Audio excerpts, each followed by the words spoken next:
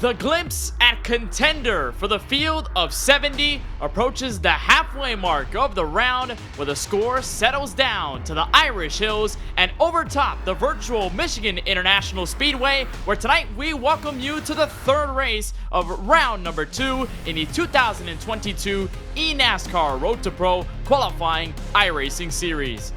Still far from over in the race for the top 20, still a lot of racing left, and we are so happy to have you with us here on Podium Esports. We're alongside Rachel Eifert in the broadcast booth. My name is Kenneth Bueno. We'll have Simi Award winner Ryan Bauer with all the shots tonight using cameras provided to us by Dougie Beard. Rachel, if there's one thing for certain here in this second round of the eNASCAR Road to Pro qualifying iRacing series, we've had ourselves a variety of tracks already in the first two. Mid-Ohio, our only road course of the round, and then Pocono, the tricky triangle, but we are knocking on the door to the halfway mark of the round 2 schedule tonight with Michigan. Yeah, we absolutely are. Michigan is a huge track and a big turn away from what we've seen so far this season, or this round, I should say. This track is so much bigger, so much more space, but so much more scope for things to go horribly wrong. We'll see cars wider, we'll see cars faster. We're going to see a lot more action here, and it could be a huge race for us in this one as a pivotal point in this round. It definitely is going to be pivotal when it comes down to turning your attention over to the top 20 entering into contender later on this year. Of course, this is our third straight 2-mile or over racetrack into the schedule, and this is Michigan International Speedway. We'll take a look overhead at our track map. It's 2 miles long, opened back in 1968. A track opened back in that time, had a lot of IndyCar races, owned by Roger Penske. 18 degrees in turns 1 through 4, 12 degrees on the front straightaway, 5 degrees on the back stretch. But you've already said it, Rachel, with this track here in Brooklyn, Michigan, it's very wide, it's very fast, so you're going to rely on a lot of draft and also saving that right front with the dirty air that we're going to see with these trucks as well. Yeah, it really is, and that could be a big factor here, the dirty air especially. And the line around Michigan evolves kind of strangely to some places, so we'll see it definitely have an impact, and the setup will be really critical here in terms of maintaining a good balance over a run. I think of all the tracks this round, this is where we're likely to see a long green run here, and it could make things interesting. And this is also pretty much the last 2-mile or over track that we'll see in this round 2 schedule. Next time we head for the next race of the Road to Pro qualifying iRacing series, we'll be at a short track for the first time in round 2 at IRP, and then we don't visit a track that extends over 2 miles. This is the last time we see a track this big on the schedule to decide the 20 that'll enter contender later this year. So there is somewhat of an opportunity for a lot of guys who may be better at these draft heavy, reliant 2-mile big ovals, or maybe there just could be the avoidance everybody wants to do when it comes down to getting away from some of the wrecks that we may see here tonight, although obviously none of that still confirmed. This track going to provide a very interesting challenge for the field. We had 60 laps 1 week ago, or rather 2 weeks ago at Pocono. We have 70 laps this time around here for Michigan. We'll go just into the 140-mile range, just over 225 kilometers. Of course, same deal as always with this Road to Pro qualifying iRacing series. No fast repairs given to the drivers, and you have the valuability of the open setup, so you can tune your truck to whatever type you want. And Rachel, we've seen a lot of the different strategies played by many different teams, what type of truck they want to have. If you're one of those teams, do you try to set up for a more tighter setup, or do you want to go for a looser one based on the dirty air here at a track like Michigan?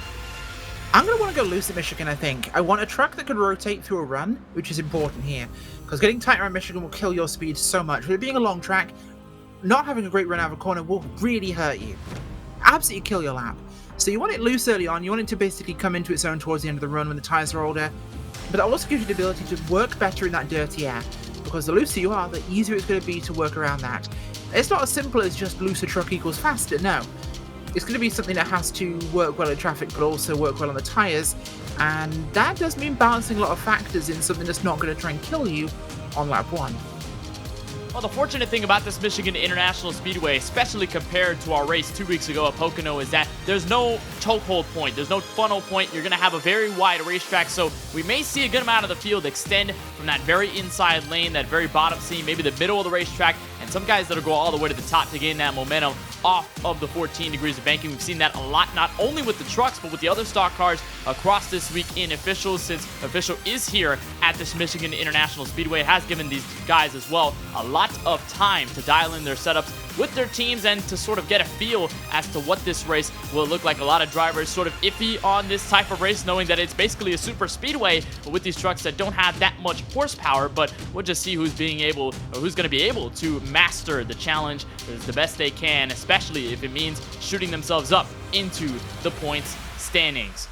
Well, qualifying has just reached a close. It means it is our time to take you trackside and see exactly where every single driver and your favorite driver will be rounding out here tonight from the virtual Michigan International Speedway and race number 3 of round 2 in the eNASCAR Road to Pro qualifying iRacing series. Jonathan Delaney, fresh off of his Pocono win 2 weeks ago, he's going to look to do it all over again. He'll be the first one to see the green flag with a 39.295, and he will have the 15 of Agnell Phillip to his outside in row number 1. Max Brady will be on the inside of row number 2 in the 57. He will have Kevin King to his outside to join him there. Row number 3, you will find Brendan John Kohler in his number 36 machine. He'll have Garrison Hogan to his outside. Brendan John Kohler, the first driver, or rather the last one, into your top 5. Matt Forcappa in the 11 will start P6. He'll have Parker White to his outside. Parker White, second place in the point standings overall going into tonight's race. And then the final 2 drivers in the top 10 include the 39, Daniel Falkingham in his Chevy Silverado,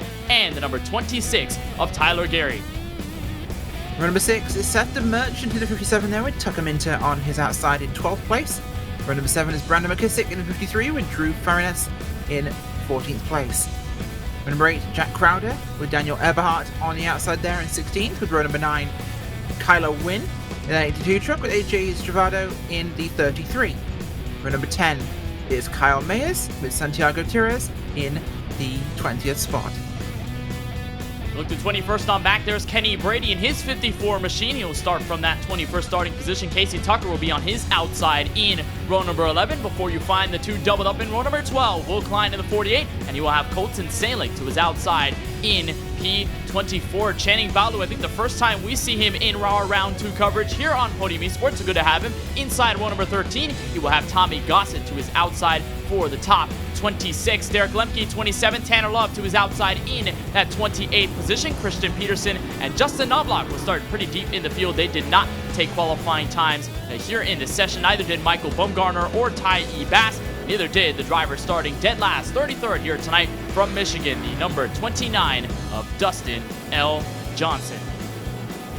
So, of course, with these 70 laps that we'll have tonight, a lot of time to decide who's really going to shine outright here for Michigan. And the biggest thing to note, of course, Rachel, is the field of drivers. Parker White, of course, has been one of the best drivers all season long, not only in round 2 after that win at Mid-Ohio, but in round 1 entirely. You look at a guy like Agnell Phillip, who's been very consistent, and Jonathan Delaney, who's on the pole tonight, who got the win at Pocono. So a lot of momentum riding on a majority of the field here. Yeah, there really is some huge drivers looking for a really good day today. And this is a track where I think a lot of them feel like this will be an equalizer. A place where they can all have a really good chance. So I think we're going to see a big battle here. Field going to tussle here from the Irish Hills of Brooklyn, Michigan. We'll see exactly how things shake out when the field takes the green flag. Track temperature in the 100-degree range, 113 on the track temp tonight, so it is fairly hot afternoon in Sim, 77 degrees in the air with partly cloudy conditions. Wind southeast at 1 to 2 miles per hour, so wind not going to really be a factor here with these trucks being so aerodynamically sensitive, but the track temp is something to watch for. Those tires going to get eaten up at a surface that has worn quite significantly. Pace car makes its way to the entrance of pit road. The 2 Chevrolets and Jonathan Delaney and Agnell Phillip will be the first 2 to see the green. They enter the restart zone. Barney the flagman with the green in tow, and we are racing for race number 3 in round 2 of the eNASCAR Road to Pro qualifying iRacing series. Strong run by Delaney out front. He's up and away already early on here, so getting his job done. Going to be about here trying to control how this race plays out. Now he's got that out front. He could come under threat here on the back, because we're going to see Phillips and Brady really look at him here. Are they going to split it 3 wide on lap 1? No, it's not Steve Fix. They're going to go for the sensible option here, and down below we'll see 2015 of Phillips go down below him. It is. You get 2 by 2 now, and it's 3 wide but further back. It looks like as they come out of turn 4 to complete lap number 1, Jonathan Delaney offered no resistance against Mac Brady, but it feels like he knew that outside lane was going to get the run out of the corner, so Delaney, your pole sitter, will lead lap 1. They're already 3 wide in the middle of the top 10. There's one driver all the way to the inside. That's Tucker Minter in his number 10 machine. How about it? Still 3 wide at the exit of turn 2. Daniel Falkingham to follow as well. I think Parker White got super slow at 1 and 2 there. He got swamped by everybody, and now we've got a big pack forming up here at the front. 3-truck breakaway on the point there, but this is staying real tight here as these guys absolutely hammer this thing, and I don't think this is going to back off until someone puts it to the wall. These guys are out for blood already, and it's lap number 2. You know, this is something as well, Rachel, we probably expected, right, from a track like Michigan, and where the downforce matters so much that you're not necessarily lagging off the throttle as much in the corners, let's say as you would with an Xfinity car or even the next-gen Cup car. You're so much on the throttle, especially in this early run. We've seen it at other tracks across the schedule, that you're basically right on top of each other, and mistakes are going to be crucial in a bad way, in terms of if you get loose, if you make a mistake, somebody's going to be in your rearview mirror ready to pounce on the opportunity. And at a track as fast and as wide as this Michigan International Speedway, it offers the opportunity for multiple lanes, and you're seeing that happen right now. Here's a ride on board with the Logitech G Altus eSports machine of Tucker Minter, giving the push to Kevin King in the number 29 as they try to hold up against Tyler Gary and the number, I believe that is Parker White, all the way in the middle. Well, he's in the middle. That looks to be another Logitech G Altus eSports machine. Seth the Merchant, the third one on the top, as we're still 3 abreast, multiple rows deep out of turn 2. Yeah, this is crazy. I remember back when Michigan, I should say, was a single lane track at times. You know, you get a lot of push in these trucks. You have to go from quite a lot at the time, and the way things are running now, it's like watching a Daytona race. These guys are all over each other. This is pack racing at its finest around here. 3 wide, 3 deep there. 2 wide, about 10 deep. This thing is absolutely on the button here as we're getting some fantastic racing here. Up at the front, Delaney, Philip Hogan, Gary, Brady, all over each other here. This is all over the place. I'm loving how this thing is going. Oh, it just looks like, though, that inside line, despite having some drivers there to charge, it really isn't gaining too much ground. That those 2 outside lanes in the middle and the very top seem to get the nicest runs out of the corner, as Kevin King will fall back. That's Parker White there in the middle, Seth the Merchant at the very top, and then the 11 machine to follow back. That is Matt Kappa in his machine, trying to look on top of Brandon McKissick. Here's a look from Jackson Crowder, a little bit further back in the hornet's nest of this group. But what this could do as well, Rachel, is we did have a battle for the race lead, change hands. Garrison Hogan all the way at the front at his Toyota Tundra TRD Pro. He will lead this lap from Michigan, is that it gives the chance for all the guys who started deep in the field to make a run. It's kind of like a super speedway where you just work with drivers, you weave your way to the front, you pick and choose where you want to go at certain times based on where the momentum is swinging, and you have the opportunity to, let's say, bring a 15th place qualifying effort all the way to the top 5 or even to the front of the field.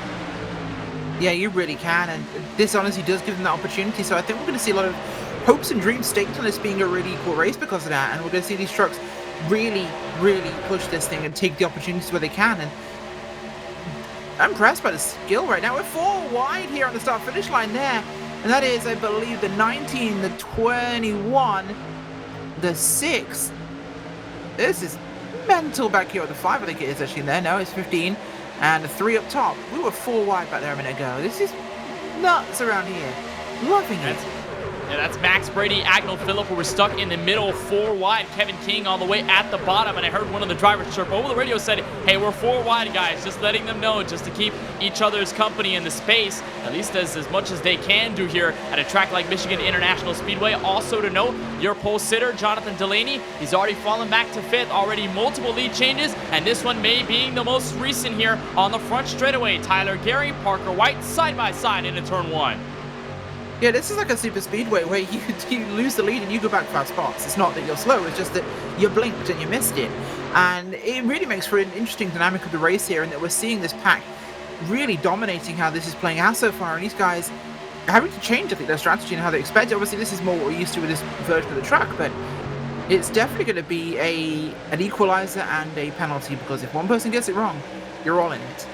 Oh, and it almost happened there with Set the Merchant. Got a little loose on that bottom seam at a turn forward and opens it up 4 wide here on the front straightaway. That's Brendan John Kohler in the 36, stuck in the middle. The 11, Matt Kappa, Kevin King on the bottom with a push from the fellow Logitech Gialtis Esports member in Tucker Minter. Right on board with Brendan Kohler there. He was a winner earlier on in the season in round number 1 at the Kansas Speedway, and he is still 4 wide. Another driver up on top of him, and multiple others trying to fend for position. Drew Freenar's in the mix as well, AJ Stravato, and many others trying to take the spots away. But for now, still 3 wide in the middle of the pack. More separation, though, at the front of the field. And Parker White, after taking the lead away from Tyler Gary a couple laps ago, he's been able to hold strong. There's a truck sideways into the grass at a turn 4. I think that's Kyler Wynn, rather, in the 32. Got sideways, but we will stay green.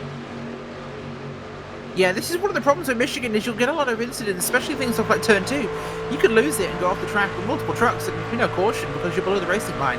So that could really happen here, something to be aware of. And this might stay greener than we thought because of that. Kind of self-cleaning, a bit like Dover.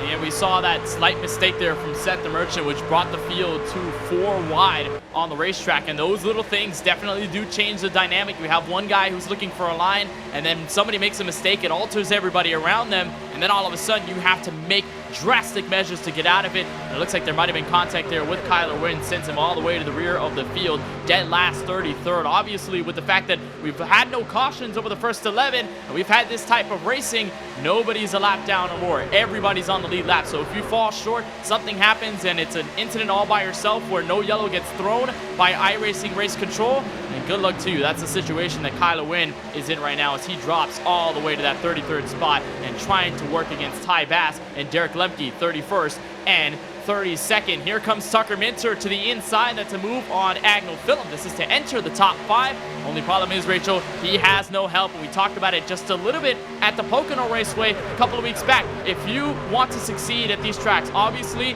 you need a good setup. You need to have a great driver behind the wheel, but you also need some assistance. This track is so large, so wide, and so fast that you need at least somebody behind you to give you some support, or else the line that you take all by yourself isn't really going to be worth it all too much. And it's happening right now with Tucker Minter. Yeah, it really is. And we're starting to see Michigan the way I used to seeing this race, but it's separating out a little bit more, becoming a little bit more tactical here, as we've kind of burned off the best of those tyres right now on 12 laps. But we're starting to see this race become more of a strategy game now, and I thought it wouldn't last too long before they got to get off the gas a little bit harder, and 3 and 4 wide wouldn't work anymore. Because these things bed in, it will get tighter and tighter and tighter around this lap. And your entry point to 1 and 3 are super critical with how you run this thing, because they're both corners where it widens on the exit. You know, you've got a really tight part of the corner there to start with, and it tightens on the other side. So you end with this odd shape here, which really kind of lends into how you're setting up these corner runs. And it means the exits are really wide. You can really do that, but you're going to get tight in the middle if you don't get that first portion right. It really is a 4-corner track. It's definitely true, but then you also go into consideration, like you said, the best of the tires already gone as we cross the line for lap 14 of 70. So now the entire field looking into a tire conservation mode, and we talked about it like I asked you there at the top of the show, whether you want a looser setup or a tighter setup here for Michigan. You don't want to burn off the right front so significantly where you're basically batting the wall down every single lap. But you also don't want to be too loose where you wear that right rear. We've seen that happen, especially on that very bottom seam. The transition definitely gets very ugly here at the Michigan International Speedway, so you have to watch out for that change in the type of banking and the asphalt. Those little seams, those darker lines that you see on the racetrack, those are the seams that we're talking about in the middle of the corner. You also want to make sure you don't wear the right front or the right rear significantly. You want to be as even as possible, and that's going to be the biggest challenge, especially if we get ourselves into a long green flag run. Battle for 4th right now, your pole sitter, Jonathan Delaney, underneath the number 20 of Garrison Hogan, who did lead a couple laps, and then Kevin King, the 3rd one in it as well. King has done a nice job, Rachel, of holding the very bottom. He's got some draft help. This time, Agnell Phillip going to give him some assistance entering turn 3. Yeah, he does, and that's a big one for him. That will really help with this run in terms of how he gets to position himself, so it's going to be useful for that purpose, but it's just about balancing this out now, and this is where the dirty air will have a really big impact. As we get down to this tighter running, and we're single and 2 wide in places, mostly single file, this is where trucks are really going to have to worry about that dirty air, because you get pushed in the wrong place, you're at a wall. And We're seeing people chop up to get in that single line a lot more here. So now it becomes about balancing out what you're doing. And we saw Parker White all the way back further. He was back 3 wide, about 12th place. Now he's leading the way. It's up and down. It just goes back to my point about the drivers who started mid-pack. Maybe they didn't have the best qualifying effort because they're practically full throttle around this Michigan International Speedway. And then with the draft, if you pick and choose the right moments, you could be in a place like Parker White is right now. Of course, Parker with a race win in round number 2, had some multiple wins over in round 1 with Bristol and Charlotte Motor Speedway going his way, and then got his first win of round 2 at the Mid-Ohio Sports Car Course. He's only continuing that momentous run. He finished P4 a couple of weeks back at the Pocono Raceway, so he's going to look to try and get back to the very point in the point standings. Joey Brown has it by only that singular point. Brown also a win at Mid-Ohio Sports Car Course. He's been one of the most consistent drivers as well overall in your top 70. How about a battle around the latter half of the top 10? In fact, the last spots in the round of, or the top 10, Brandon McKissick, Kenny Brady going at it for position. Actually, that is Max Brady on the top, so the two Brady brothers working together. I think the first time, Rachel, we see the two Brady brothers together this close on a racetrack in this type of competition, and no surprise, the Brady brothers are going to work together against McKissick going into turn 1. Okay, look, Kenneth, I've got to stop you there. Can we at least call them the Brady Bunch, really? Please? Oh, no. Oh, no. Somebody's probably said that at some point. I don't think I would have been the person, though. We got it. Come on, the Brady brothers. It's like a cheap knockoff. It's like a Target own brand Brady Bunch. Come on. I mean, technically, yes. Technically, I will agree with you. Yes, it's possible, but I don't know if I want to be the one to say. I've already said so many bad jokes on many broadcasts in my career. I don't even think I want to go far as the Brady Bunch. But the Brady Bunch, I guess, if we're calling it that way, they're single file now, and they brought in the rest of the top 10. At one point, top 9 had broken away from the rest of the field, but it looks like because they were going side by side, McKissick under fire from Brady a little bit there. That means everybody 11th on back now has a chance, including the number 39, Daniel Falkingham, maybe even the number 54 of Jackson Crowder, or rather the number 30 of Jackson Crowder, as he will try and be on the backside of this. He ride on board with the team. Number 30, his Chevrolet Silverado, as he works that second line here for Michigan, trying to catch up the draft on the 39 as they go side by side actually for that 9th position, Kenny Brady and Max Brady. So Rachel, I don't think we're going to stop talking about the Brady Bunch because they're continuing to fight for position against each other. Yeah, they absolutely are, and this is where it's starting to tighten up a little bit. The trucks are coming back together now, with those tires dropping off here at 20, and this is where we're going to see them start to get that dirtier, be a big factor, because this is where you can use it to pass somebody else, not just because you're getting it, but because the person in front of you is, and they have to check up more. So it's about balancing that and anticipating it. So you continue to ride on board with Crowder. There's Falkingham looking to the outside. I think one of the first times we see Falkingham way up the racetrack. But it's going to work to his benefit. Max Brady here going to lose his spot. And here comes Jackson Crowder.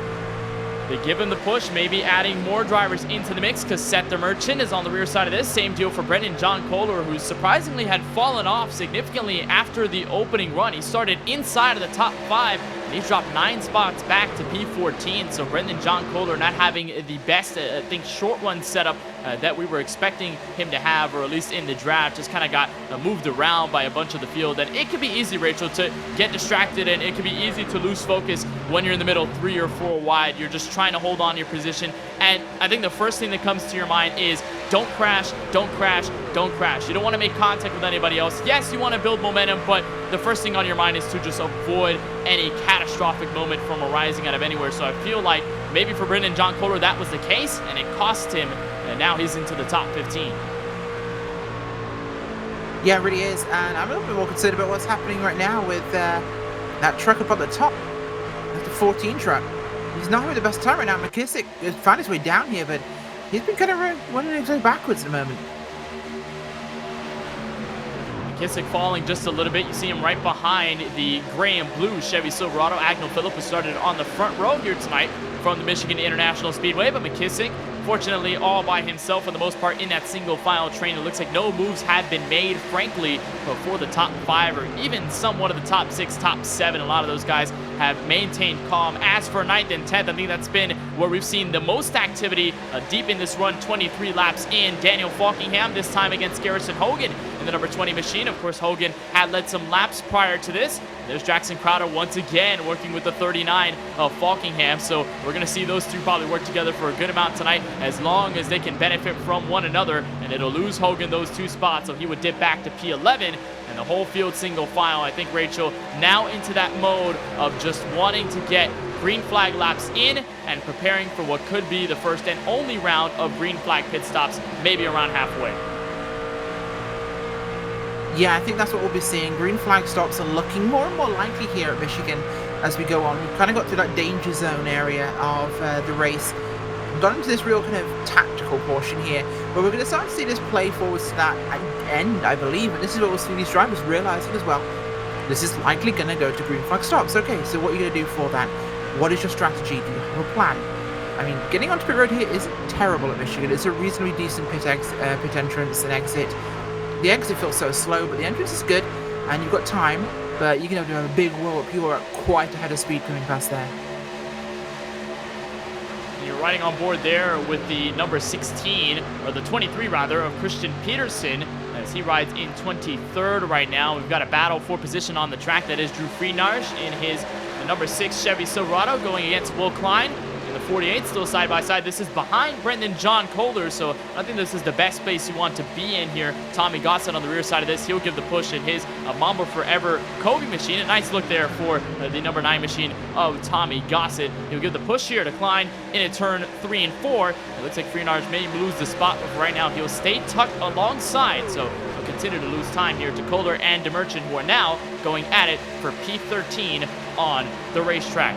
Well, if you want to learn more about the growing world of eNASCAR and all its happenings, you can scan the QR code on the right bottom side of your screen, or you can visit eNASCAR.com and sign up today to get all the latest news and updates from Road to Pro, the eNASCAR Coca-Cola iRacing Series, and much, much more. We know that just a couple of days ago, the eNASCAR Coca-Cola iRacing Series had their all-star race at the Chicago Street Course, a track that is going to be featured on the 2023 NASCAR Cup Series schedule in real life. So, Rachel, I think there's a lot of excitement around the world of eNASCAR. I think that partnership with NASCAR certainly growing each and every day, and at events like that, that all-star race, certainly bringing a lot of excitement to the city of Chicago for what's going to be a crazy road course race next year.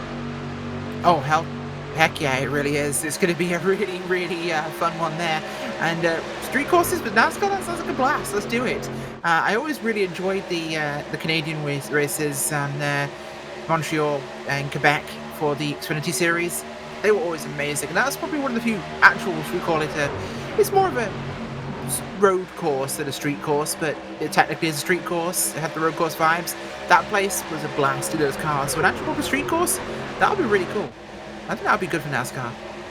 Yeah, it'd be really interesting. I think the first time that the NASCAR Cup Series has gone to a street course, because NASCAR overall has gone to street racing before. You think of the Canadian side of things, the NASCAR Pinty Series, they race on street courses all the time. It's basically normal for them every single time. I think a couple of weeks back, they were at the streets of Toronto in the same weekend that IndyCar was there as well. So, I mean, that's a staple in the Canadian side of NASCAR, but never on the American side with the Mainstay Cup Series. So it's going to be very exciting to have a street race in that for the very first time with a brand new car, the next-gen car, providing a lot of opportunities for new teams and for many drivers up the ladder to move their way to victory lane. We've already seen many first-time winners in the real-life Cup Series this year. We'll turn our attention back to the happenings on the racetrack, and one thing I noticed, I think that you talked about Brandon McKissick a little earlier, Rachel, falling off, but now he's starting to pick up in this run. They're side by side right now for a second on the racetrack. Tyler, Gary, Tucker, Minter going at it, but McKissick is going way high up on the racetrack, and it's working.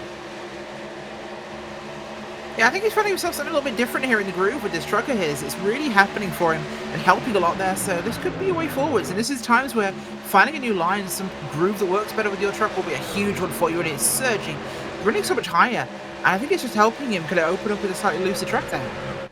And also getting that clean air. We haven't seen many guys up until this point, apart from maybe that first one where everybody was 3-4 wide on the racetrack. We haven't seen many experiment in many different lanes just to clear themselves and get some clean air on their nose. It was mostly just a single file train, but now we're seeing more drivers start to go up the racetrack. More rubber's built up there, so the lines are getting faster. And for the 26 of Tyler Gary, he took note of that, so went up top to to block Brandon McKissick. It's going to help him get by the fight with Tucker Minter for the top 5. Kevin King is going to join this as well. And now we are definitely entering that cliff zone, Rachel, of the tires where this is allowable. You've got all these guys taking many different lanes, trying different things to build as much speed as possible. And now, more track position changes. We may end up in a super speedway race all over again just with the tire life. I think we might, actually, yeah. As they wear it down and slow down, they're bunching up, and maybe we get a late run caution here because of this, because with longer tires and more push and dirty air, this could get really gnarly here for some of these guys if they're not careful. It's tough for a lot of these guys to find some of the grip, and it's even tougher here for Tucker Minter to hold that bottom lane. He continues to get freight trained. It's worked for him to even out in the middle of the corners where he's had a lot of speed on the very bottom. Just the problem is the draft help isn't necessarily there. If you're Tucker Minter, we had Kevin King give a push to Brandon McKissick. That's exactly what cleared him for that 3rd spot. And no retaliation effort out of Minter. They're 3 wide, by the way, in the latter half of the top 10. Middle into 3 wide. That's Agnell Phillip in the 16. Kenny Brady on the bottom. Jackson Crowder on the top. And then Max Brady. On the backside of this is Kevin King way up to the outside wall. And they were almost 4 wide for a moment. But we will stay green as of lap 32. That's a little bold on tires this old, I'm going to be honest. We'll see if that one works out for them, but it's definitely pushing things a little bit here. I think it's showing more the frustration of some and the benefit of others.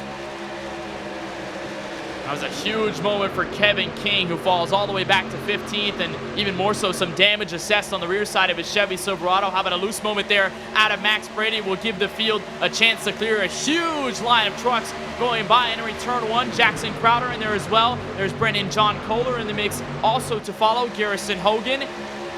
And all these guys aiming to take some position as the battle for second only continues to heat up as Brandon McKissick clears for 3rd. He's got a nice run on Tyler Gary entering turn 3. He won't make a move just yet. It's helping the case for Park White to extend his gap by just a little bit. But here's Agnell Phillips still to the inside of Jackson Crowder. And Phillips and Crowder are really kind of pushing this thing at the moment down there. Bottom end of this top 10 here, and it's going to be really good for them to try and get some track position here. This is kind of the danger zone. You don't want to be too excitable down here. We're seeing most of the bunching up happening here. It's going to be very careful with that, as this is where you're going to get the worst of the air, I think, in this portion of the pack overall. Lap 34, though. How far are we expecting to go here on fuel, Kenneth? That's the question. It's going to be a big question. Usually, at least with the fuel capacity, we've seen 30, maybe 35 if you can extend it that far on a tank of fuel. We are 34 on this race, so basically we're at that marker. We haven't seen anybody chirp over the radio or in text chat in the session. They're going to go into pit road, so for right now, I think the concern not really is with the fuel for the moment, and they may put that aside for a little bit. I think also draft is helping as well, Rachel. It allows you to lay off the throttle a little bit on these straightaways that are so long. It allows you to lay off more on the throttle now that these tires don't necessarily have as much grip on them. So in a way, you could save just a little bit of fuel, not the most amount of fuel that you can. Let's say if you were full-time clutching and coasting around this racetrack, but letting off in the draft and having that ability definitely just saves you those extra drops. And I think it's what is allowing a majority of this field to stay on track for this long as well. You got to remember, we had a lot of heavy drafting at the start, which will be a big thing there. It's definitely working. Honestly, I'm going to be excited to see just how well they pull this off and where they come in, because with the more groups like this, it'll be a very fast. Oh, we've got some first pickers, first takers happening.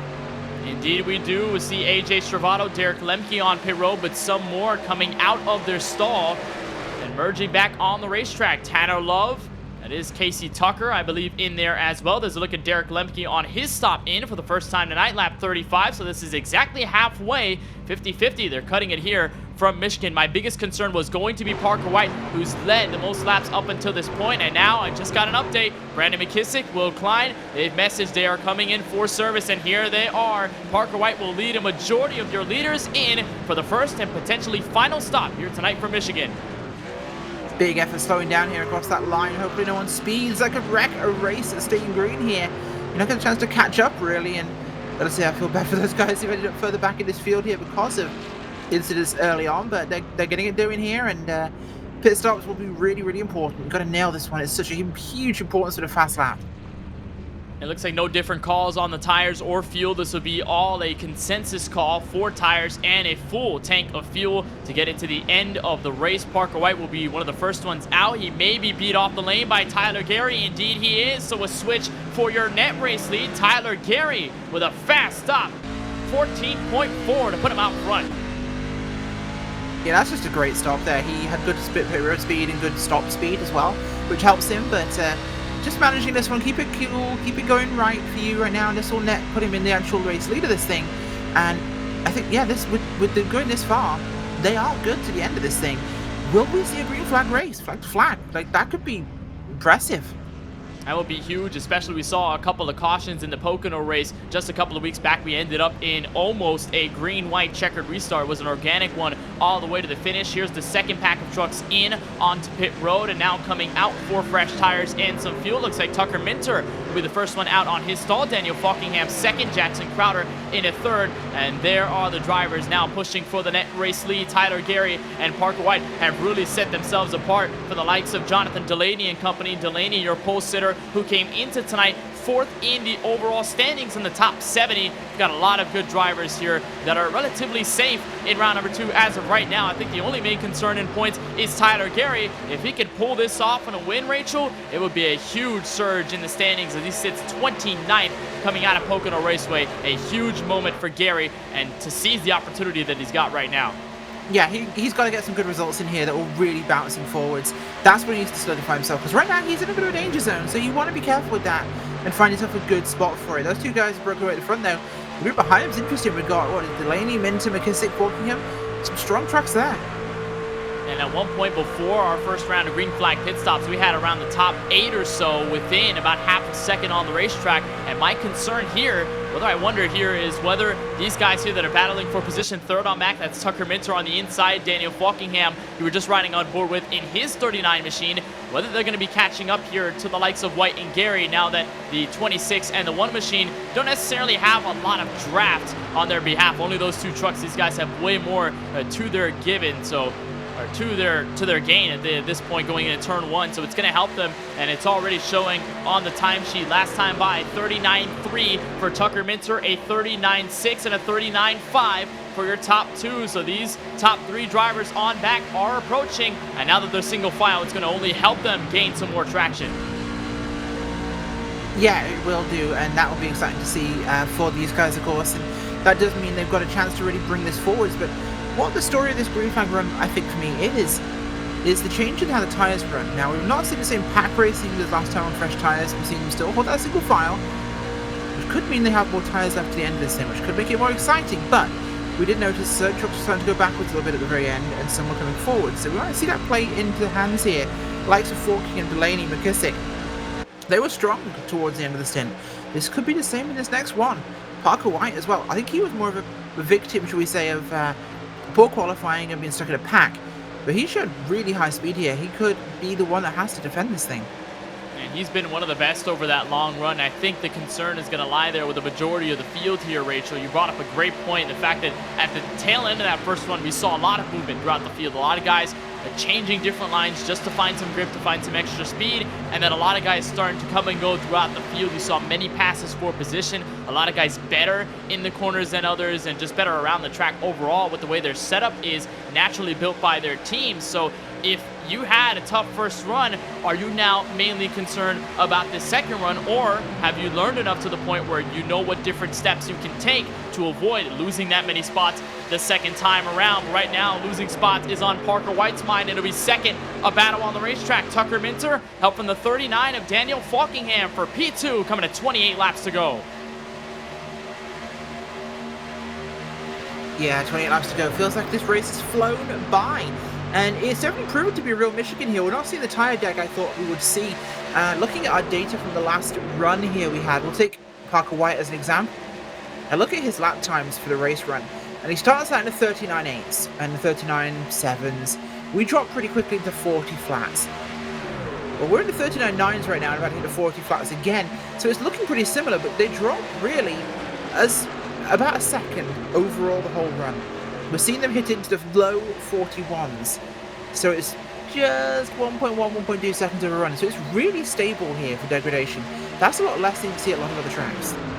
It's definitely true. That might help with the whole cliff effect that we've seen happen with the tires. And here we go, side by side for the lead. Easy work for the Logitech G Altus Esports machine. Tucker Minter, new race leader for the virtual Michigan International Speedway. And remember, we saw Tucker Minter grab 2 wins in round number 1. His first came at the short track in Richmond, second came at Kansas in a crazy battle with Daniel Budafoco in 3 and 4. Tucker Minter knows what it's like to go out and win these races in the Road to Board qualifying iRacing series, and he is showing it right now. Help from the 39 of Falkingham. So Tucker Minter back to command, or really took command for the first time this evening, as Gary and Parker White will work together back to turn 1. Yeah, they will here, and that should be a good one for them to see how this one plays out. But it's about balancing this, and we're seeing that big pack growing up here, a little bit further back actually in the line here, down towards the likes of the Merchant, in fact, who's running, I think, just ahead of this, in fact, between Brady Gossett, Kohler, Johnson, those guys. They're running pretty tight right back here. This is a bit towards the bottom end of your top 20, and they're going to get a bit wild here. I'm a little bit concerned we might see a caution breeding. Oh, look at, yeah, I called it. Oh, gonna chuck it around. No, yes. Caution. That's Gossett. No. Sideways, he saves it. Oh. So it will stay green with 25 laps to go. Was that the commentator's curse, or was I just lucky to call the moment of drama? I have no idea. It might have been both, but a huge save on behalf of Tommy Gossett. It'll keep us green. I think the biggest note, obviously, the concern for Gossett just losing all that track position, and frankly, those tires might just be completely shot for the rest of the run. The whole field saying check up over the radio, and Gossett able to save it, the field able to clear, and we're somehow still green throughout this race. They were tight, but I saw that coming. Those guys were all over each other, and it was a matter of time, I think. They were just getting so wobbly, and they were so close together that was just like right in there. It was a huge moment there, and you were right there, Rachel. They were going at it for position around the top 20. They were not being kind to each other at all, and still, there is somewhat of a pack around the latter half of the top 20. You've got Kyle Myers, Channing Balu in the 27, Brendan John Kohler at the front of this, Max Brady as well. Now they've single-filed out with that Tommy Gossett incident. I think they're definitely certain they don't want to be in a scenario like that again, where somebody gets loose, and we may cause a caution involving potentially one of them, so they stay single file. They're going to look to gain the draft on the 2 drivers in front of them. Meanwhile, potential battle for the top 4. How about Jackson Crowder potentially moving down low on Tyler Gary, who you're right on board with right now, just behind the 95 of Parker White, who led a good amount of laps in this race. And here comes Jackson Crowder. Nice move out of turn 2. Will give him some space. White will stay down low, but Jackson Crowder trying to fend for 4th. Trying to get a good positioning here to do this as we're looking at some 2 wide, possibly 3 wide here in the corner. Himself, we've got White's dropped back here, Munter and Falkingham ahead of him. Going to be starting to get a little bit more exciting here. Very exciting, and as we reach 22 laps to go, things are only going to step up, knowing that that stop in the middle of the race might have just been the final one, unless we get a late race caution here from the Irish Hills and Brooklyn, Michigan. Just a reminder that as we continue our coverage here on Podium Esports, to remind you that we are brought to you by Boosted.biz. Boosted builds a custom platform for your brand to sell your products. They take care of everything. You can pay nothing and let them handle the rest. To get started with your online store and to learn more, you can visit boosted.biz today.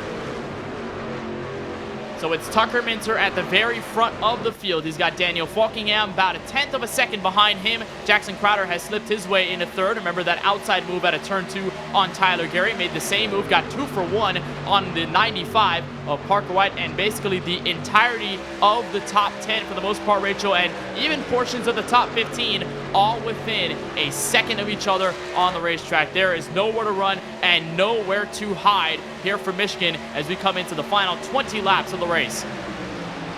Yeah, it's been a super consistent race for these guys. They've been all over each other, and we're seeing a real parity of these race trucks here, and it's definitely going to come down to the final couple laps, I think, with this one. It's going to be a balancing act of the right performance and when you strike. This is going to be the last 5 laps, and who just has to push when and really go for this thing.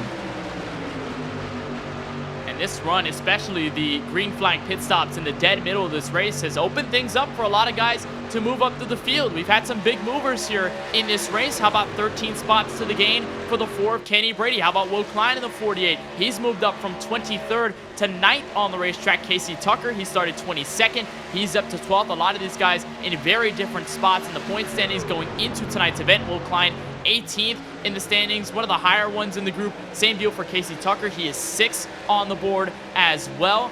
And for the number 4, Kenny Brady, he started P11 in the standings, 57 points to his tally after the virtual Pocono Raceway just a couple of weeks ago. So a lot of good movers throughout the field, and this is going to mean a lot of solid points, Rachel. Remember, we talked about it at the top of the show in that pre-race segment that we are knocking on the door to halfway in round number 2. So these runs, as maybe as bleak as they may look right now, just in case that they're not running for the win and maybe they add some other points comparative to a lot of these guys up front, they are definitely runs that have merit when you get into IRP. And Darlington and Bristol, Durham, Texas, those points can add up, and those points can bring you, as a driver, a solid run to enter the top 20 for contender.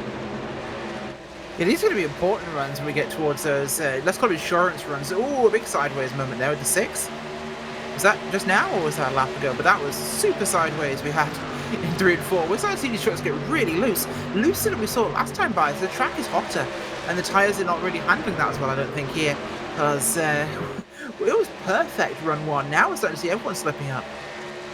And it looked like, Rachel, in a 3 and 4, just that last lap, Delaney had some contact with Kenny Brady. So it wasn't just a solo loose moment out of your pole sitter. It looks like he just got a slight tap from Brady in the middle of the corner.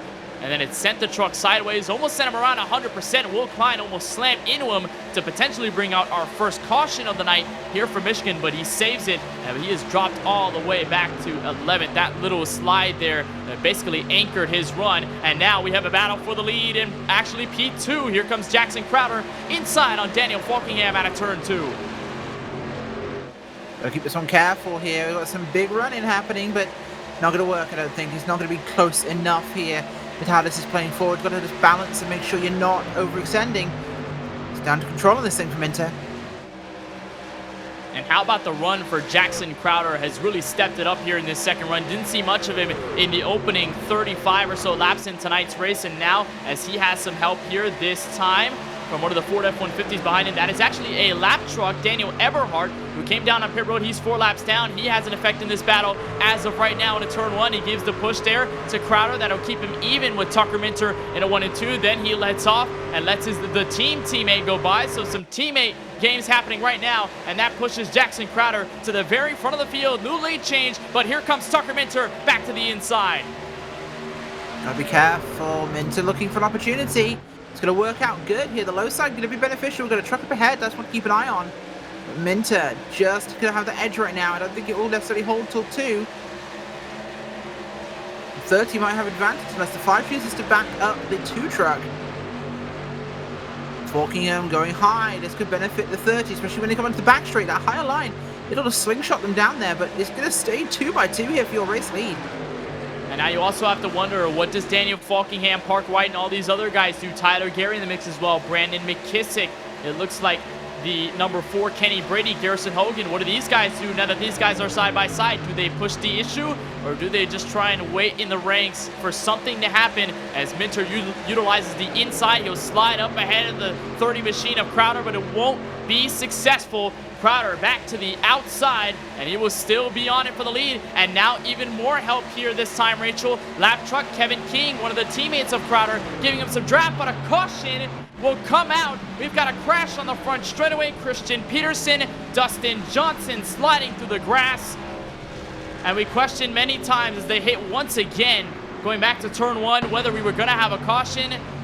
Well, the answer is a certain yes with under 20 to go. This just looks spicy, this second run. I think the track heat has really changed how it's running for them. And it's way more likely. Everyone seemed glued down the first run. Now, this is going to change the entire dynamics into this race. Everyone's going to come in and get fresh tyres and fuel. No fuel, at least fresh tyres. And now it's on. Lighter trucks, fresh tyres, less laps to go. They're going to hit this thing hard with a sledgehammer.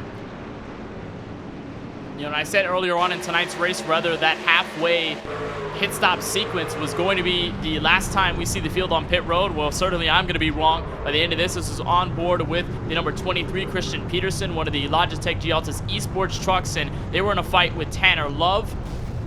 And then as Johnson just slipped down the track, I think Peterson just had too much of a run to ignore and just got right into the rear end, sent Johnson sideways, and that was enough to send both of them into the grass and to bring out our first caution here from Michigan. I asked Rachel before we went live whether we were going to have over, under 4 cautions. I somehow said over. You said under. You're winning this game right now. Only one with 13 laps to go. You say I'm winning, but I don't think I'll be winning in a few minutes. Once we could work up 4 cautions during this time, and it's entirely possible. Don't give them ideas. Well, we did have a late race restart at Pocono, and that did go green to the end, and they were basically 5 and 6 wide. So if they can do that, I think we have enough confidence that they can definitely do it here at a track that's way wider here from Michigan. Jackson Crowder, your new race leader, and with the responsibility comes bringing the field down to pit road. Tucker Minter, Daniel Falkingham, your top 3, Parker White, Tyler Gary to occupy the rest of the top 5. Arguably, Rachel, the biggest stop of the night for the field unless we get another yellow. And here comes the field into their stall. Yeah, this is going to be important. I think we'll see at least one more. I'm going to put some money on that. One more, at least, tonight. I don't think it's going to go green to the end from here, but they could prove me wrong. They've been doing it all night. These trucks get these stops, get them done nice and easy here. We'll see how this one plays forward, but it's going to be wild. Not seeing many 2-tire calls on the racetrack. Door to door for the lead out of pit road, and give it to the 10 of Tucker Minter. First out of 14.4 on his set of 4 tires and some fuel. Jackson Crowder with a 14.7 in his stall, and that 0.3 of a second difference is good enough to get Tucker Minter back to the front as we will cross the line for 11 laps to go from the virtual Michigan International Speedway. Well, just a reminder that our coverage here on Podium Esports of the eNASCAR Road to Pro Qualifying iRacing Series is brought to you by Battle Beaver. Battle Beaver has everything you need for your next professionally modded custom controller with options for PlayStation, Xbox, GameCube, and more. Battle Beaver has everything you need to elevate your gaming potential. Head to battlebeavercustoms.com to get started today and customize your controller, and you can use the code PODIUM for 10% off. What a stop, Rachel, by Tucker Minter. But one thing that I was curious about was whether anyone was going to take 2 tires. We saw that call happen 2 weeks ago at Pocono. Didn't necessarily work, but it is the option still out there. I'm just surprised most of the field just elected for those 4 fresh Goodyear Eagles at this point of the race, this late. I think it's the safe and the unknown. I think everyone's going to do it because it's what they know and it's what I think will be expected. Let's you go harder. And Michigan does sometimes need the insides. It can help. We have seen drivers before take 2 tires here at this track, especially with the right front wearing so significantly. And that point that I made earlier on in the night, if you have a loose setup, that right rear is going to start screaming for grip. So those right sides, probably the most important set of tires you're going to want. But it looks like everybody taking 14.5-second stops. That means they're taking the 4 fresh tires, maybe some fuel to help with the weight of the race truck, but for the most part, it looks like they are good on fuel all the way to the end. They were good since that halfway part of the race. They went all the way that far. They could definitely go 35 laps more after that set, and with 10 laps to go, with about 20 miles left from Michigan, this is definitely the mark where you know you're good on fuel anyway, and it's all about the grip on the tires and now how the setup is going to roll in. Any thoughts here, Rachel, about what could be our final restart of the night with 10 laps to go? This ain't gonna be the final one. This is about to be chaos. This is a restart late in the race. It's gonna go wild. Oh no, we're 10 to go. This thing's on. Let's go. I'm gonna hold out. It's on like Donkey Kong. Yeah, I'm going to hold out hope that this is the final restart of the night. We stay green all the way to the end. It's been a very green race, a lot of clean passes, and a lot of great action here for Michigan. We're ready to settle things down in race number 3 of round 2 in this Road to Pro qualifying iRacing series. Pace car will make a step down to pit road with 10 laps to go when they cross the stripe. Jackson Crowder, Tucker Minter, your first row to the green and into the restart zone. Contact between the 2 leaders, and Falkingham goes around in the middle of the field. Caution flag waves again. Called it. Yeah, that was going to happen, I think. I was going to replay and watch just occurred. Yeah, late restart, baby. It's always going to be the beast that will sneak up and get you, and that's just unfortunate timing, I think, for these guys. We'll see it here. Well, the beast might have been in the form of Jackson Crowder here, as it looked like the run of the inside was just too good there that Crowder really didn't want to have to fight Falkingham for the position entering turn 1. You watch the replay here from Crowder. This is outside run number 1. He has to guess where Tucker Minter is going. He sees the run from the 39, decides to block. You see the little wiggle out of the 30, and frankly, it's not the biggest note of concern in the world for him, but for Falkingham, it is basically a death sentence. You watch him veer to the bottom of the racetrack. He's that white and blue Chevy Silverado right there. The block is sent, and as Falkingham tried to get the truck back straight, he nabs the little piece of grass on the tri-oval, and that's enough to send the truck around. I think there might have been some more contact as he was going back up the field, potentially with Tyler Gary. In fact, there was, and also some contact on the front end for the 15 of Agnell Phillip. So Phillip also gets a piece of this as well. And such a tough break, Rachel, for that 39 of Falkingham, who has been doing so good tonight, and one of the top runners, quite frankly, one of the contenders to win this race potentially, and now his night may be officially over. It's a tough one. Now, either Parker White raised the back end of the 30 truck there, which there was a light tap. There was a maybe possibly light tap. He goes down the track, either that's because he's loose, or it's the world's most optimistic block, shall we call it, off the start. Optimistic is the word I'll use. And once he came down, he clips the 5, but the 5's loose already at that point, and he's screwed. So not the 5's fault at all. It was either an optimistic, and by optimistic I mean I could win the lottery, right? Kind of optimistic. Or it was a slight contact with the 1, got him slightly loose and sent him down. It's a really tough one.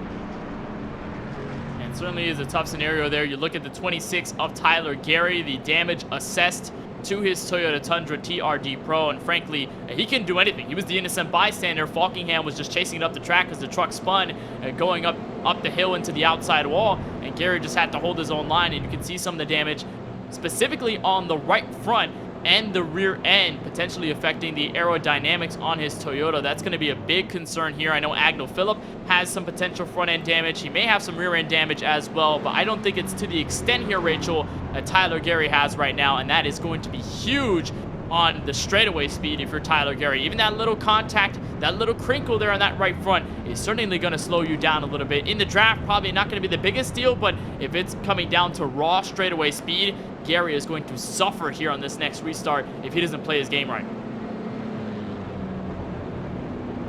Oh yeah, no, he's screwed with that damage. I think that will really hurt him, especially if he gets a little bit of clean air for a moment, which will really, really hurt. So you got to really be careful with that sort of deal. It's tough. Yeah, I mean, you can always sit here and analyze these things, but they've got to restart now, and it's even closer to the end. It's going to be wilder. We've seen some questions over in the chat here on Podium Esports. Glad, of course, to have everybody here for our coverage of the eNASCAR Road to Pro Qualifying iRacing Series, but I mean, it was just Crowder going for the block there, wanted to prevent Falkingham from getting a huge run and then fighting for second, because at that point, they're losing time to Tucker Minter, and they don't want to have Tucker Minter just run away easily with the win here tonight. It'll be his 3rd overall in the year. If you include round 1, it'll be his 1st of round 2, though, if he can make it happen. We are ready for the restart here with under 7 laps to go from the Irish Hills. Minter, of course, your leader. He will control the next restart. Jackson Crowder this time will still be to his outside, so he's going to have to play the prediction game once again when we go green. Parker White in the 1 truck occupies now 3rd on the racetrack inside row number 2. You'll have Brandon McKissick to his outside in his number 53 truck. It is Tyler Gary. With that damage that we talked about in the 26, he rounds out your top 5. He will have the 54 Kenny Brady to his outside. It's Agnell Phillip in the 15. In P7, Garrison Hogan in the 3 to P8. It'll be 9th for the 48 of Will Klein. And then the last one in your top 10, the number 6, your pole sitter tonight from Michigan, Jonathan Delaney. So ready for the restart here. 6 laps to go, a total of 12 miles left. With Tucker Minter in control of the field, we've seen many lead changes, especially on fresh tires in the beginning portion of tonight's race. Do we see it all over again when it comes down to the race win? Pace car back down to the safety of pit road. This time a clean restart on behalf of Crowder and company. Tucker Minter back to the green flag with 6 laps to go. Yeah, I think it depends on who's going to be diplomatic in this one, but they seem to be careful so far. as we're working through this thing, but right now just managing to keep themselves too wide here.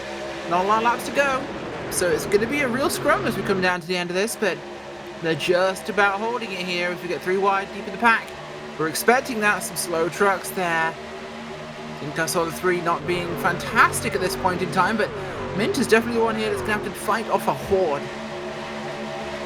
You saw Tucker Minter out of turn 2 assess the block. They are 4 wide in the middle of 3 and 4. I saw Matt Forcop all the way at the very top, Seth the Merchant in the very middle, and I was right about Tyler Gary falling through the field significantly. Here comes Brendan John Kohler in the 36 to make it 3 wide again. He'll get the door shut, this time by into turn 1, and the battle for the top 5 on right now. Jackson Crowder, Kenny Brady going at it for 3rd.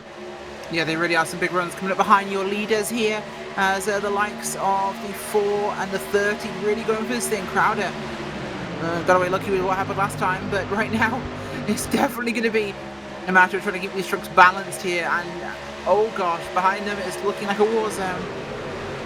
Still keeping our eyes on that Hornet's Nest. Still 3 wide throughout a good amount of the field. They have finally funneled it down most of the time to 2. And here comes Kenny Brady in his 54 truck, peeking to the outside of Parker White for 2nd into turn 1 with 4 laps to go. Can't quite do it this time by. Crowder gets a little bit loose in the corner. Here comes the 48, Will Klein. He started deep in this field, 23rd up to the top 5. And how about Kyle Myers in his machine? Haven't talked about him all night after starting 19th. He's definitely pushed forward hugely tonight. Kyle Myers and Will Klein, big movement. Kenny Brady, 21st to 3rd. He's been on a real run here. I mean, we've had some big movement in this thing. Santiago Tiras, can't forget to mention him, 20th to 10th. These guys are all over the field, but it's looking busy behind your leaders. About 15th place, it's a real scrum.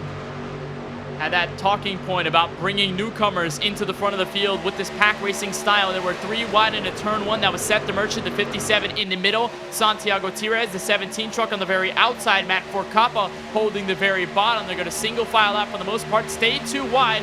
They're almost 3 now as the top 6 or 7 or so, they're all crunched in together. Now they're almost 3 wide. Here comes Garrison Hogan in his 3 truck to the very top. Kyle Myers in the middle. Will Klein in the 48 all the way to the bottom. But it's Tucker Minter with 4 miles left, 2 laps left from Michigan.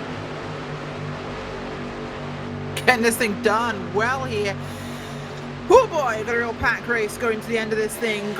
Looking like, what, 2 laps here? This is almost over and these guys are not giving up yet. I feel for Tucker Minter. He must feel like the hare when the dogs are after him right now, because they all want this. His backside's being bit to death. And here comes Crowder outside on your race leader. Tucker Minter finally made the move on White and is trying to do it all over again. He will not have a nose this time through. Minter will try to block up top, and they will cross the stripe for the white flag. Crowder, help from the 81 of Kyle Myers, door to door for the lead, chasing back to turn 1. It is 5 wide deep in your pack, and if this caution's out now, it is staying green. Crowder versus Minter, this is it, and it is neck and neck. Still even for the lead, coming out of the banking onto the back straightaway. A huge one. They're wrecking near the back. 1 truck around, chasing toward the apron. A push suitable enough to get Jackson Crowder to the race lead in turn 3. Final charge out of the final corners. Minter looking down low. Kyle Myers looking to stick with the number 30. And out of the corner, Jackson Crowder will chase to the line and win from Michigan his first win in this 2022 eNASCAR Road to Pro qualifying iRacing series in round 2. Jackson Crowder victorious from Michigan. Fantastic end to the race there. Love to see that. Some could say this is a controversial finish, given the restart. And you have to imagine if that last caution didn't come out, if it would have played any differently. But if there's one thing to be certain is that Jackson Crowder showed up with a lot of speed, especially in that second run. Didn't see him much in the first 35 or so laps, but when that second run kicked in off the green flag pit stops, it was all Jackson Crowder making the moves. Made that block on Daniel Falkingham, but then chased back. That incident did not faze him at all. Got by Parker White, found some help from the 81 of Kyle Myers. And for the first time in round 2, the checkered flag from Michigan goes to Jackson Crowder. Yeah, so he does. And a fantastic run by all these guys. Took him into, really brought that thing home. And last second jump by Mayers. 19th to second for a result that's huge. And Kyle Myers starting in 19th, P12 on the starting spot for Tucker Minter. Didn't talk about that, but Minter, it looked like after he had taken the lead and ran up front, it didn't appear that he started in the mid-pack. Same deal for Parker White as well, who gets his second straight fourth place finish in round number 2 after Pocono and after, of course, winning at the Mid-Ohio Sports Car Course. It's been an unbelievable season for Parker White, but for Jackson Crowder, this is going to be a huge statement win after being pretty far down in the point standings before tonight's race. Jackson Crowder, your winner over the 81 of Kyle Myers, who gave the push to Crowder to win the race. He finishes in second. Tucker Minter basically in the catbird seat, trying to play defense the entire time. Just could not hold that defensive pressure in the last couple of laps. He finishes in your third finishing spot. Parker White, his second straight fourth place finish right after Pocono's fourth place finish as well. Jonathan Delaney, he was on the latter half of the top 10 on one of our last 3 starts, but he picks it up, and your pole sitter ends up in the top 5. A solid recovery in the race and a nice finish as well after winning 2 weeks ago at the virtual Pocono Raceway. Garrison Hogan finishes in P6, the exact same place where he started. Kenny Brady comes home tonight in 7th after starting in 21st. It'll be 8th for the 36 of Brendan John Kohler. We saw him move up and down through the field in a solid top 10 here tonight from Brooklyn, Michigan. Will Klein made a nice charge up to the field after starting 23rd. He finishes in that 9th finishing order. And rounding out your top 10, Rachel, will be Logitech Gialtis Esports' number 57 of Seth the Merchant. Certainly does. 11th place tonight is Drew Farrens with Max Brady in the 12th spot. Justin Knobloch in 13th with Matt Forcappa in the 14th place. Ty Bass in 15th with Kyler Wynn, 16th place. Santiago Tira 17th there. Casey Tucker 18th with Colton Selleck. 19th, 20th, AJ Stravato. Rest of those positions up on your screen. This is 21st on back. That's the 80 of Tommy Gossett, who comes home in that 21st ending spot. We saw his machine go sideways and almost brought out a caution out of turn 4, but he saved it and was fortunately able to pick some of the spots up that he did lose. Tanner Love in the 51, he finishes 22nd. It's 23rd for the 15 of Agno Phillip, a abysmal ending to the race after starting second. Unfortunate there for Phillip, who's had a great run since that Mid-Ohio Sports Car Course race where he finished in the top 3 in this odd split. Brandon McKissick, same deal as well. Got dealt a terrible card near the end of the race, finishes 24th. Same deal for Tyler Gary. We saw him pick up some of the damage on behalf of Daniel Falkingham on that restart there.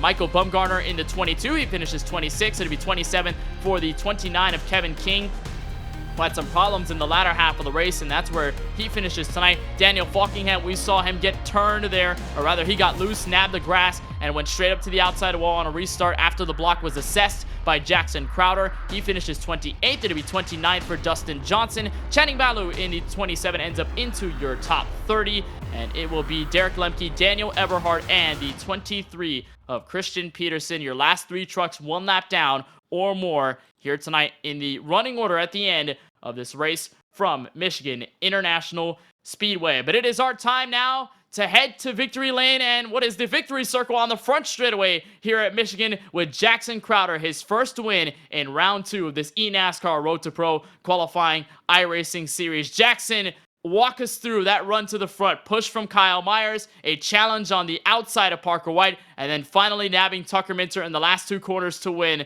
Give us your thoughts and how do you feel about winning tonight? I mean, I feel pretty good. Had a pretty shitty year, can't lie. The first 2 races were pretty rough. Driver was off. I don't know, just no luck. And then, yeah, right there, kind of went to the top as I was tight on the bottom, and I think the splitter was hitting a little bit. And I don't know why they didn't get off the bottom of the block, to be honest.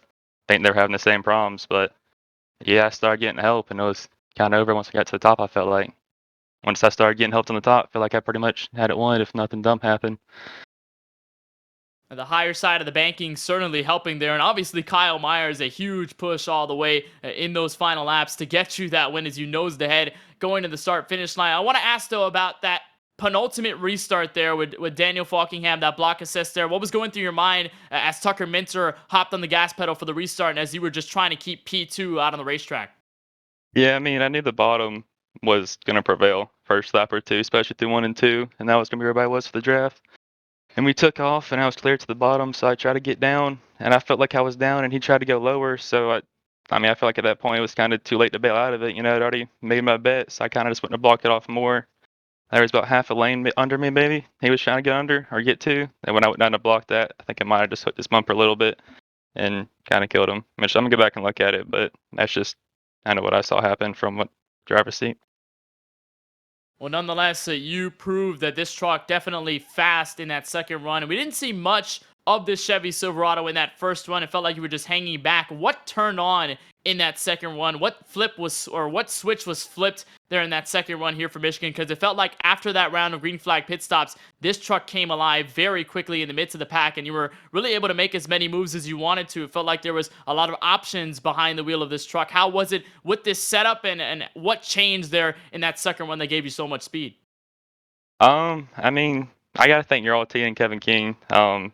Yarl, me and him sat down the other day and made this. We were struggling bad beginning of the week. But I mean, them two guys are what did this for me. Truck was awesome, really, the first run and the last run. First run we started 15th.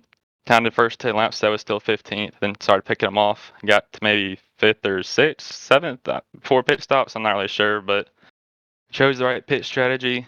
Had the lap fresher tires, and Yarrow made a small adjustment on that pit stops for me. I didn't realize he made. He just told me about. So, I mean, truck was good all right. Just didn't qualify up front. I felt like. Well, nonetheless, you were able to pick up the track position and you get your first win of round number 2 in this eNASCAR Road to Pro qualifying iRacing series. And what struck me the most as you were crossing that start finish line, looking at your name on the list, 62nd in the point standings out of the top 70 coming out of the Pocono Raceway. How big of a momentum boost is this win for Michigan going to be in your trek to the top 20 for the Contender Series later this year? Oh yeah, I mean, it definitely helps. I was kind of getting a little bit burnt out. Was still trying, but this is gonna help a lot. Just keep going forward. Mid Ohio was at the beach all week. Got home the day of the race, and just naturally kind of terrible at road courses. Then Pocono last week had a top 10 run going, and just wrecked myself basically. So I mean, this helps a lot. If I can get a clean race in, not to mess anything up, I didn't feel like so. It's a huge win here in this odd split of the Road to Pro qualifying iRacing series. And on behalf of our entire team here at Podium Esports Jackson, I want to send you a huge congratulations on getting to the checkered flag first and being one of the many different winners we've had over the course of this 2022 season. Again, congratulations, and we look forward to hopefully seeing you over at IRP, our first short track race of round 2. Yeah, thank you guys.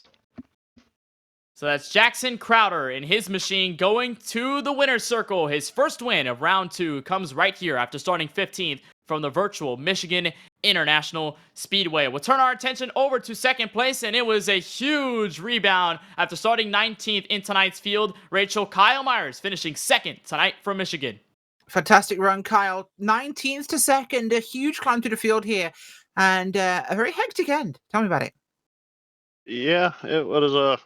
I expected more carnage. Honestly, at the end there, I was not really excited about restarting 12th there, and then I think it was the first restart. The carnage started happening, and I thought, here we go, this is it, it's over. But got through that, and then didn't really couldn't get up speed, so didn't really know what I was gonna have after adjustments. So second restart happened, and we kind of just took off.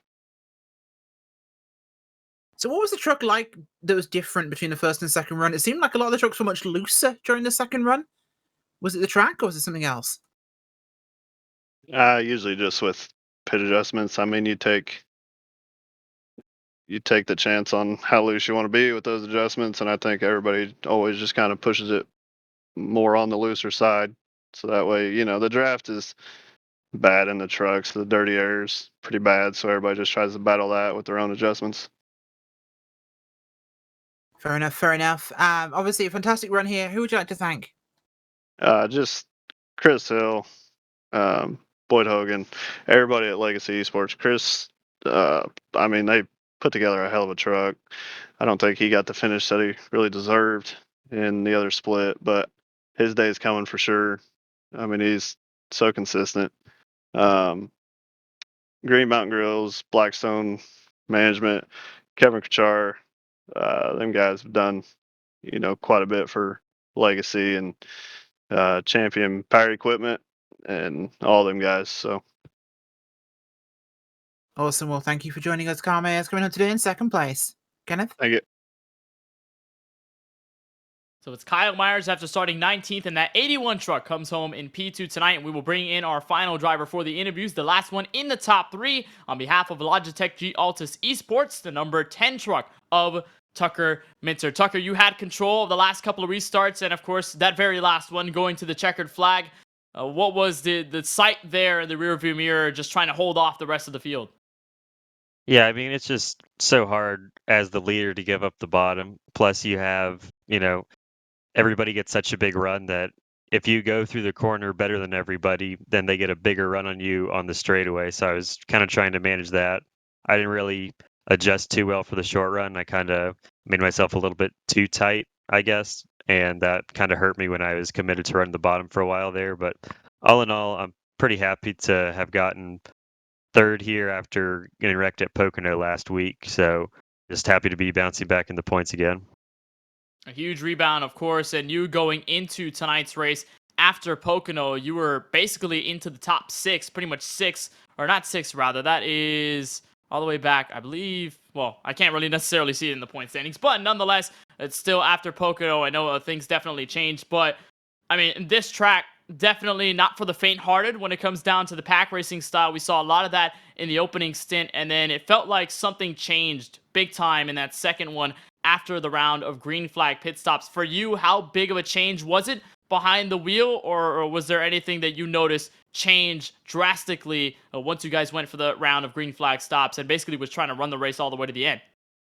Yeah, we pretty much completely changed the setup from the 445 C Open until the race. We finished like making changes to it at about 8:20. So I didn't know really what to expect with our setup. I felt like we were going to be better than we were.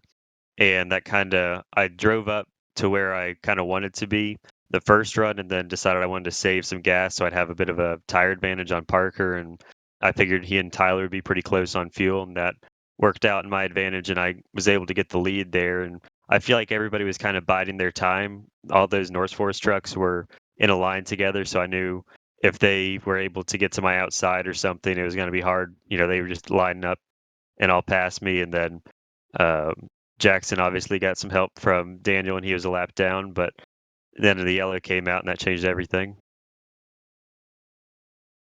You tried to hold on the final restarts, and you still end up with a solid rebound. Third place finish here tonight from the virtual Michigan International Speedway. And I think now in round 2, we finally get rid of these tracks 2 miles or over. I know Mid-Ohio is a sports car course, but technically that's over 2 miles. And now we get to shorten things down. The short track at IRP, Darlington, Bristol Dirt, and Texas. What's the mindset on behalf of you and your race team going into those final 4 races of round 2?